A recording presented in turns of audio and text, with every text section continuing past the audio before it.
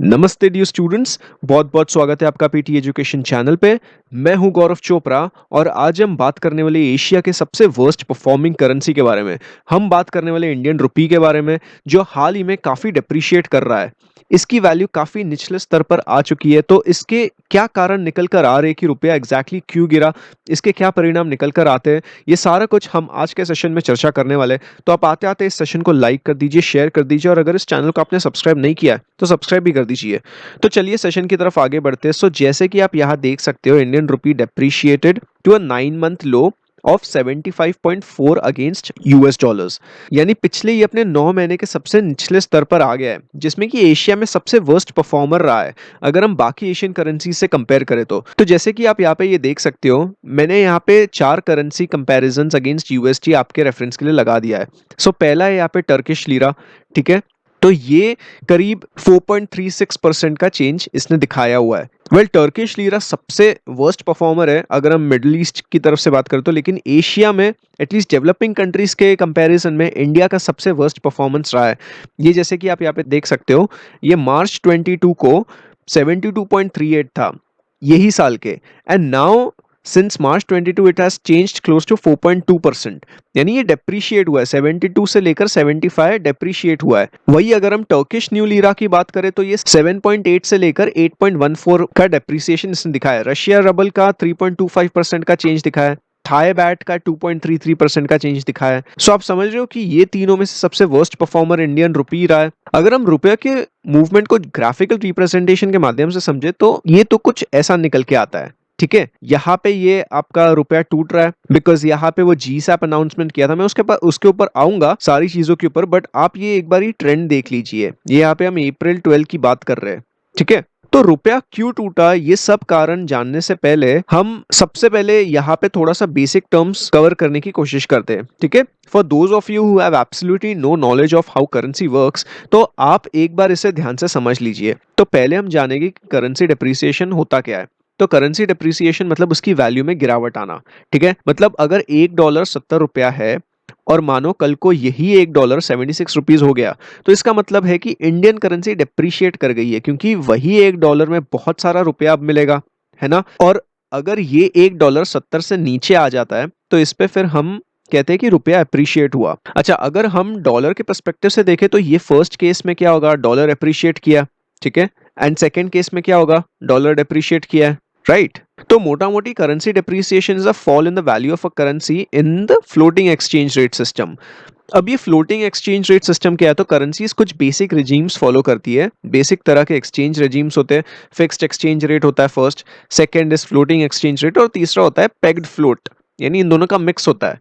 तो फिक्स्ड मतलब क्या है, उस कंट्री की करेंसी दूसरे कंट्री के करेंसी के साथ फिक्स हो जाती है, इसे पेग्ड करेंसी भी कहते हैं। जैसे for example United Arab Emirates, उसकी करेंसी दिरहम है, तो वो डॉलर के अगेंस्ट फिक्स्ड है। $1 3.67 दिरहम ही रहेगा until the monetary authority of United Arab Emirates decides to change it. लेकिन आपको यही दिरहम की वैल्यू इसी रेट में मिलेगा, ठीक है। कतर, ओमान, सऊदी वगैरह जैसे कंट्रीज की भी करेंसी यूएस डॉलर के मुकाबले फिक्स्ड ही है, कुछ वैल्यू पे फिक्स कर दी गई है, ठीक है, पेग्ड है। नेपाल का रुपया देख लो, इंडियन रुपी के मुकाबले फिक्स्ड है। 1 Indian rupee is 1.67 rupees, so this is fixed, right. So ये हो गया फिक्स्ड एक्सचेंज रेट के बारे में या पेग्ड एक्सचेंज रेट के बारे में। अब फ्लोटिंग एक्सचेंज रेट क्या है, फ्लोटिंग मतलब डिमांड सप्लाई के बेसिस पे करेंसी के डायरेक्शन में उतार चढ़ाव आएगा, ठीक है। जैसे इंडिया का रुपया ऊपर नीचे होता है ना। डिमांड ज्यादा होगी तो रुपया अप्रिशिएट करेगा और सप्लाई ज्यादा होगी तो रुपया डिप्रिशिएट करेगा। मतलब ये मार्केट डिसाइड करता है, मार्केट पार्टिसिपेंट्स डिसाइड करते हैं डिमांड एंड सप्लाई। और आखिरी जो एक्सचेंज रेट रजीम आता है वो है मिक्स्ड, यानी फिक्स्ड एक्सचेंज रेट और फ्लोटिंग एक्सचेंज रेट का कॉम्बिनेशन।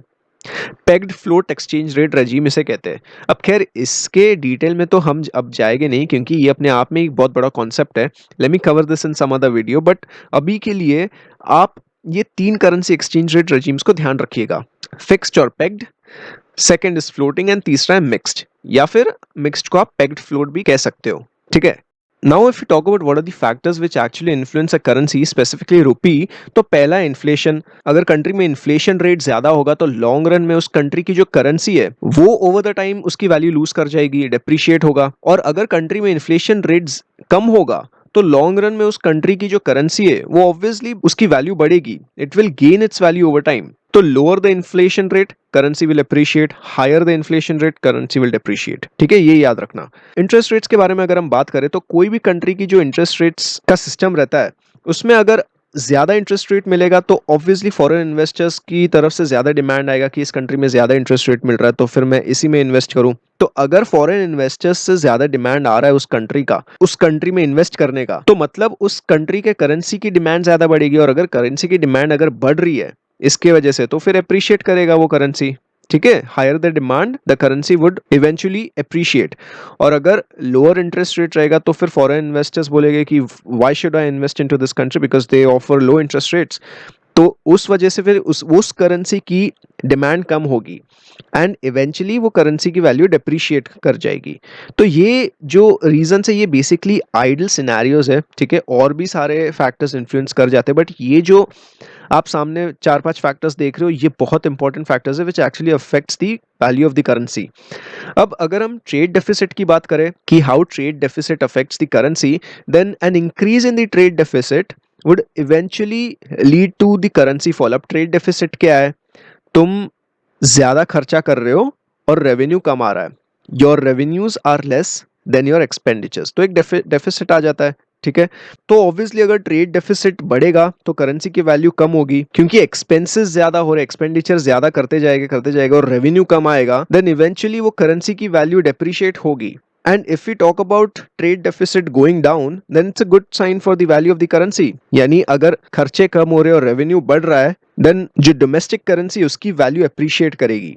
ठीक है, if we talk about macroeconomic policies, then there are two major policies, इसमें दो आते हैं, fiscal policy and monetary policy. अब फिस्कल पॉलिसी में क्या रहता है? The government has an authority to tax and spend, then government expenditures and tax revenues, ये सारी चीजें फिस्कल पॉलिसीज में आती है, गवर्नमेंट रिलेटेड। तो अगर इसमें कुछ ऊपर नीचे हुआ then you can see direct impact on the currency. अब अगर सपोज टैक्स बढ़ा दिए गए तो फॉरेन इन्वेस्टर्स की तरफ से डिमांड कम हो जाएगी, क्योंकि फिर मैं इधर इन्वेस्ट क्यों करूं अगर मुझे इतना टैक्स भरना पड़ रहा है तो। ठीक है, और वही चीज अगर हम मॉनेटरी पॉलिसी के बारे में बात करें तो उसमें मनी सप्लाई ग्रोथ आता है, discount rates and interest rates आता है, एंड एक्सचेंज रेट्स आता है। ये दोनों तीनों चीजें मॉनेटरी पॉलिसीज की तरफ से आता है, जो सेंट्रल बैंक ये सब चीजों को कंट्रोल करती है। तो अगर सपोज इंटरेस्ट रेट बढ़ेगा तो फिर फॉरेन इन्वेस्टर्स की तरफ से डिमांड ज्यादा होगा, जैसे हमने पिछले इसमें डिसाइड किया। तो ये जो मैक्रो इकोनॉमिक पॉलिसीज ये अपने आप में ही करेंसी को कई हद तक अफेक्ट कर जाती है। And last is the equity market. So if equity markets rise then the currency will appreciate, क्योंकि ऑफ कोर्स यहाँ पे भी फॉरेन इन्वेस्टर्स की तरफ से एक कॉन्फिडेंस ज्यादा बढ़ेगा। And equity markets fall then currency will depreciate. तो ये आप चीजें ध्यान रखिएगा कि these are the factors which actually influence the value of the currency. तो हमने जो ये फैक्टर्स समझे उसमें से क्या मेजर चीज निकल के आती है? सो currency depreciation increases a country's export activity. अगर करेंसी डेप्रिशिएट होती है किसी भी कंट्री की, मतलब एक्सपोर्टर्स को ज्यादा फायदा होगा, यानी more exporters would want to export their products. ठीक है, क्योंकि पैसा ज्यादा आएगा, रुपया ज्यादा आएगा। याद है $1 अगर 70 है और $1 अगर 75 हो गया, मतलब डेप्रिशिएट हुआ, तो यहाँ पे ₹5 का फर्क है। तो ज्यादा exporters would be encourage to export their products outside. ठीक है, एंड अगर हम दूसरे साइड भी देखें जो इंपोर्ट कर रहा है, देन उनके लिए products and services obviously cheap हो ही जाएंगे, बिकॉज वही डॉलर में आपको ज्यादा वैल्यू की चीज मिल रही है। पहले ₹70 ही मिल रही थी, अभी ₹75 की वैल्यू मिलेगी। तो आप डिफरेंस समझ रहे हो? So currency depreciation increases a country's export activity as its products and services become cheaper to buy. The RBI intervenes in the currency market to support the rupee as a weak domestic unit can increase a country's import bill।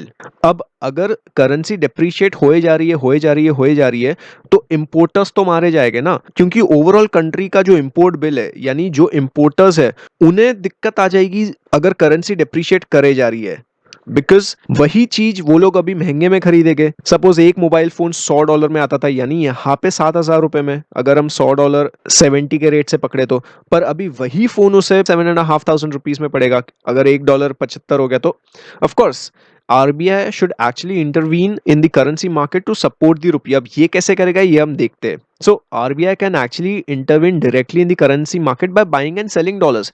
RBI के पास तो dollar रहते ही है। ठीक है, if the RBI wishes to increase the rupee value, then वो market में जाके डॉलर को बेच देगा। कि डॉलर की सप्लाई ज्यादा कर लो और मुझे रुपया दे दो, तो रुपया की जो सप्लाई है वो कम हो जाएगी और डॉलर की सप्लाई ज्यादा हो जाएगी। समझे? यानी इसका मतलब रूपी की वैल्यू जो है वो अप्रिशिएट कर जाएगी and vice versa. When it needs to bring down the rupee value, मतलब अगर करेंसी को डेप्रिशिएट करना है, रुपया को डेप्रिशिएट करना है, then it can buy dollars. वो मार्केट से डॉलर्स खरीद लेगा और रुपया पंप कर देगा मार्केट में। समझ रहे हो? इस केस में डॉलर पंप किया था, इस केस में रुपया पंप किया था।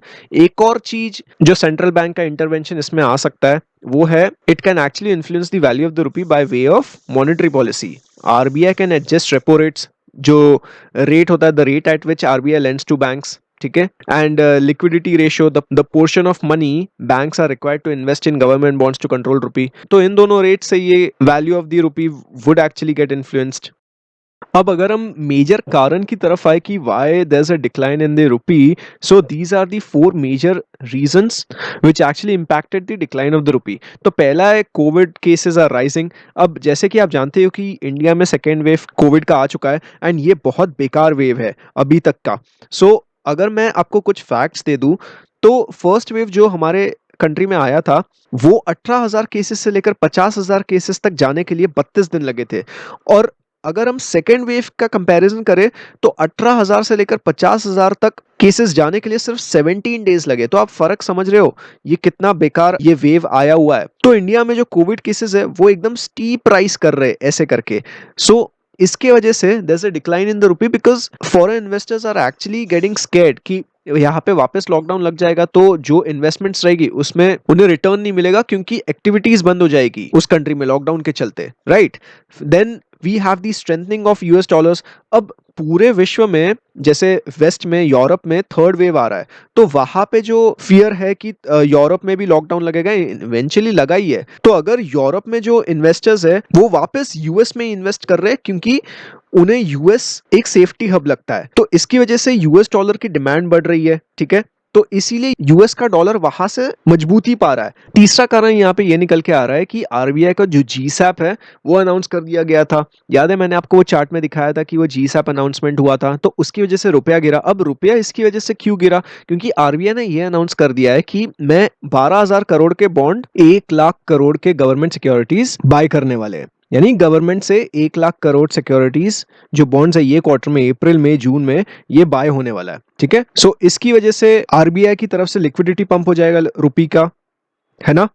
जब गवर्नमेंट से आरबीआई बॉन्ड्स खरीदेगी तो रुपी देना पड़ेगा इन एक्सचेंज में, तो रुपी की सप्लाई फिर ज्यादा हो जाएगी। तो आप समझ रहे हो ये फॉल क्यों आया। And the last reason to this is there is a decrease in the FPI investments, यानी फॉरेन पोर्टफोलियो इन्वेस्टमेंट जो इंडियन इक्विटी मार्केट्स में इन्वेस्ट करते हैं। तो अगर हम अप्रैल के महीने की बात करें तो करीब 4,615 crores of foreign portfolio investments have been out from the Indian markets in April। तो ये सारे जो मेजर कारण है ये रुपया को नीचे गिराने की कोशिश कर रहे हैं, ठीक है। तो अगर हम मोटा मोटी बात करें, ये जो डेप्रिशिएटिंग रुपी है, हमने जो ये इसके कारण देखे कि ये रुपया क्यों नीचे गिरा, तो हम लूजर्स और गेनर्स की भी बात कर लेते हैं। तो डेप्रिशिएटिंग रुपी में कौन गेन करेगा और कौन लूज करेगा ये देखिए।